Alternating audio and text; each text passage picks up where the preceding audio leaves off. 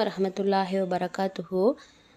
குர்ஆன் வாழ்வியல் மாற்றம் வகுப்பு 15. முதல்ல தக்வாதாரியாக நம்ம மாறிடுவதற்கு முக்கியமான வழிமுறைகளில் அல்லாஹ்வை அறிதல் மிக முக்கியம்.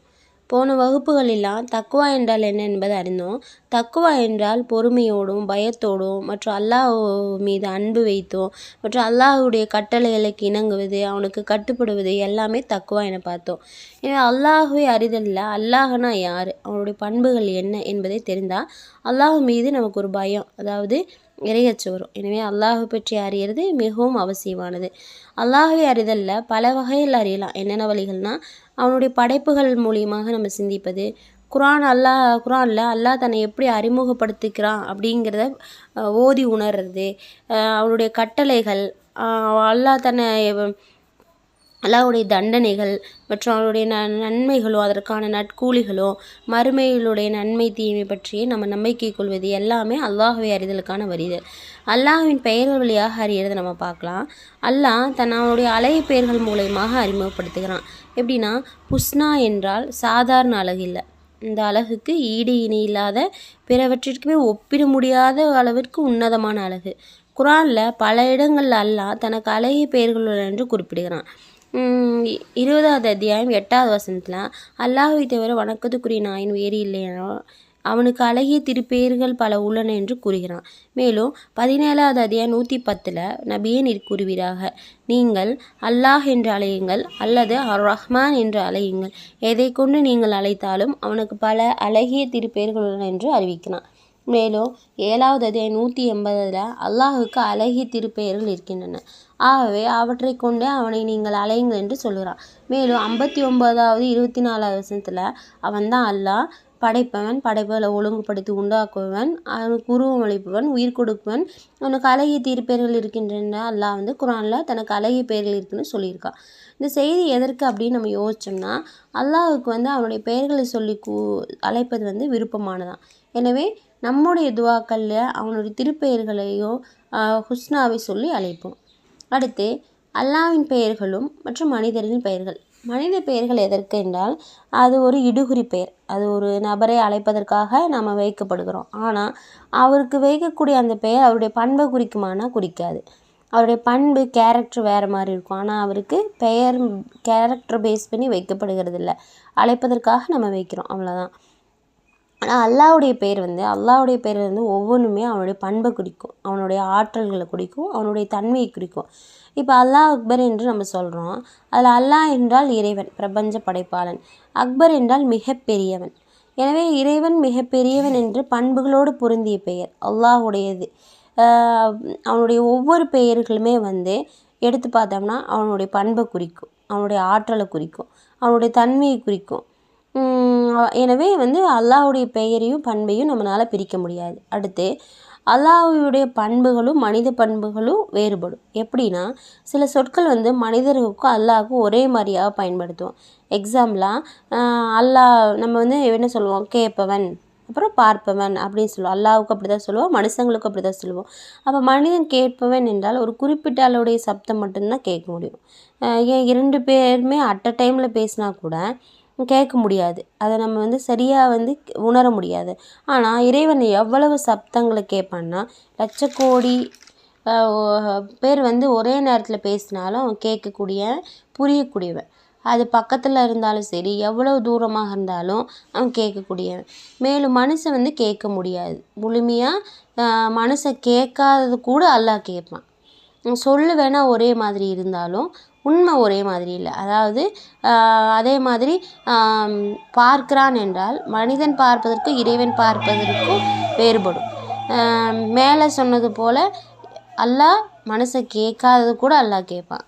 நம்ம அதே மாதிரி மனுஷன் பார்க்காதது கூட அல்லாஹ் பார்ப்பான். ஆனால் குறிப்பிட்ட அளவு தான் மனுஷனால் பார்க்க முடியும் அப்படிங்கிறது நமக்கு புரியுது. அதுக்கப்புறம் அல்லாஹ் எல்லா இடங்கள்லையும் இருக்கிறானா அப்படின்னு நம்ம பார்த்தோம்னா, இஸ்லாத்தின்படி அல்லாஹ் எல்லா இடத்துலையும் இல்லை. ஏன்னா அல்லாஹ்வே இதை குர்ஆனில் நமக்கு சொல்லித்தரான். என்ன அப்படின்னா, 20வது அத்தியாயம் 5வது வசனத்தில் அர் ரஹ்மான் அர்சின் மீது இருக்கிறான் என்று, அவன் அர்சானது வானத்திலும் அதாவது 4வது வானத்திலிருந்து 7வது வானம் வரைக்கும் நிறைஞ்சிருக்கு என்று அவன் வானத்தில் இருப்பதாக நமக்கு வந்து சொல்கிறான்.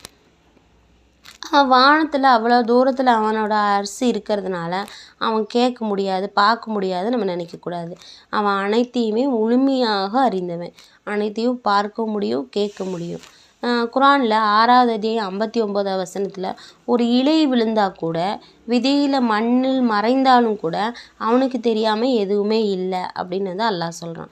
மறைவானவற்றையும் நாம் மறைப்பதையும் நாம் மறைக்காதவற்றையும் பார்க்கக்கூடியவன் அல்லாஹ். அதுக்கப்புறம் மனித பாவங்கள் வந்து அல்லாஹை பாதிக்குமா? மனித பாவங்கள் வந்து அல்லாஹை பாதிக்காது, அவனுடைய ஆட்சியை குறைக்காது, அல்லாஹையும் துன்புறுத்தாது. உலகம் மட்டுமில்லை, பிரபஞ்சத்தில் யார் அல்லாஹுக்கு தீங்கு செய்தாலும் அது அவனை ஒரு கடுகளவு கூட பாதிக்காது.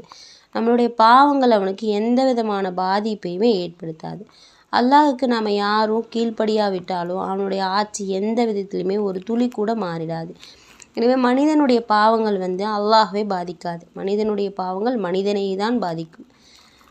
உலகத்தில் அல்லாஹ்வை பார்க்க முடியுமா அப்படின்னா, உலகத்தில் அல்லாஹ்வை பார்க்க முடியாது. ஏன்னா அல்லாஹ் குரானில் சொல்கிறான், மூசா அலைஹிஸ்ஸலாம் வந்து 7வது அத்தியாயம் 143வது வசனத்தில், அல்லாஹ் நான் உன்னை காண முடியுமா அப்படின்னு வந்து கேட்குறாங்க. அதுக்கு அல்லாஹ் குரான், என்ன நீ வந்து பார்க்க முடியாது, மலை இந்த மலை பக்கத்தில் இருக்க மலை நீ பார்ப்பீராக, அது அதனுடைய இடத்தில் நிலைத்திருந்தால் பின்னர் நீ என்னை பார்க்கலாம் என்று வந்து சொல்கிறாங்க. ரப்பு மலையின் மீது தன்னுடைய ஒளியை தோற்றுவித்த போது அது தூள் தூளாகி விட்டது. பாறை வந்து சுக்குநூறாக நொறுங்கி விட்டது. நம்ம அதை விட பலவீனமானவங்க. அதன் ஒளியை தாங்கும் அளவிற்கு நமக்கு சக்தி இல்லை. ஆனால் நாளைக்கு மறுமையில் அவனை பார்க்கக்கூடிய பாக்கியம் இருக்குது. எனவே அந்த பாக்கியத்தை நம்ம அனைவருக்கும் அல்லாஹ் தருவானாக. அல்லாஹ் பற்றி அறிந்த பின் நாம் என்ன செய்ய வேணும் அப்படின்னா, அல்லாஹ் பற்றி அறிந்த பின்னாடி அவனை நினைவு கூற வேண்டும். பெயர்களையும் அவனுடைய பண்புகளையும் கொண்டு துவா செய்ய வேண்டும். அவனுடைய பண்புகளை வாழ்க்கையில் செயல்படுத்த வேண்டும். அவன் வந்து மன்னிக்கும் குணம் உடையவன். எனவே நாம் பாவ மன்னிப்பு கேட்க வேண்டும். அவன் கருணை மிக்கவன். எனவே நாமளும் மற்றவர்கள் மீது கருணை காட்டினால் அவன் நம்மிடம் மீது கருணை காட்டுவான். அவன் அனைத்தையும் பார்ப்பவன். எனவே நம்முடைய பாவச் செயல்களிலிருந்து நம்ம விலகி இருக்க வேண்டும். அவனே வந்து நமக்கு 33, 41வது வசனத்துல எல்லாம் சொல்லித்தரான், இறை நம்பிக்கையாளர்களே அல்லாஹ்வை அதிகமாக நினைவு கூறுங்கள் என்றும், எனவே எல்லா சூழ்நிலைகளையும் அவனை நாம் திக்ர் செய்ய வேண்டும். மேலும் நம்ம வந்து அனைவரும் அல்லாஹுக்காக அவனுடைய திருப்பெயர்கள் திருநாமங்களில் வந்து நம்ம ஓதி நம்ம துவா செய்ய வேண்டும். அதுக்கப்புறம் அல்லாஹுக்கு வந்து 99 அல்லது 100 பெயர்கள் இருக்குது அப்படின்னு வந்து நம்ம நினைப்போம். ஆனால் அல்லாஹ் பெயர்கள் வந்து எண்ணிக்கையோடு கட்டுப்படுவதில்லை. நமக்கு தெரிந்த பெயர்கள் மட்டும் 99, 100, 100 அந்த மாதிரி இருக்கலாம். அவன் மறைவான ஞானத்தில் அவன் மட்டுமே தேர்ந்தெடுத்து கொண்ட பல பெயர்கள் இருக்குது. எனவே அல்லாஹ்வின் பெயர்களை அறிந்துவிட்டு அதை அப்படியே விட்டுறக்கூடாது. நம்மளுடைய துவாக்கள்லையும் நம்ம குரான் ஓதும்போது நம்ம வாழ்க்கையில் எல்லாத்துலேயுமே அந்த ஒரு பண்புகளை வந்து நம்ம இணைச்சி அவங்க கூட ட்ராவல் பண்ணணும். அதுக்கப்புறம் அல்லாஹ்வுடைய பெயர்களை ஒரு துவா வந்து என்ன அப்படின்னா, அல்லாஹ்வே உன்னுடைய எல்லா பெயர்களை கொண்டு நான் உன்னிடம் கேட்கிறேன். நீ உனக்கே வைத்து கொண்ட பெயர்கள், உன் வேதத்தில் இறக்கி வைத்த பெயர்கள், உன் அடியார்கள் நீ கற்றுக் கொடுத்த பெயர்கள், மறைவான ஞானத்தில் வைத்திருக்கும் பெயர்கள், இந்த அனைத்தை கொண்டும் உன்னிடம் துவா செய்கிறேன் என்று கேட்க வேண்டும். எனவே நம்ம வந்து என்ன தெரிஞ்சுக்கிறோம் அப்படின்னா, அல்லாஹ்வுடைய பெயர்களை அறிவது மூலியமாக, அவனுடைய குணங்களை தெரிவதன் மூலியமாக, அவனுடைய ஆற்றல்கள் புரிவதன் மூலியமாக, அவன் சொல்லும் கட்டளைகளுக்கு நம்ம இணங்கணும்.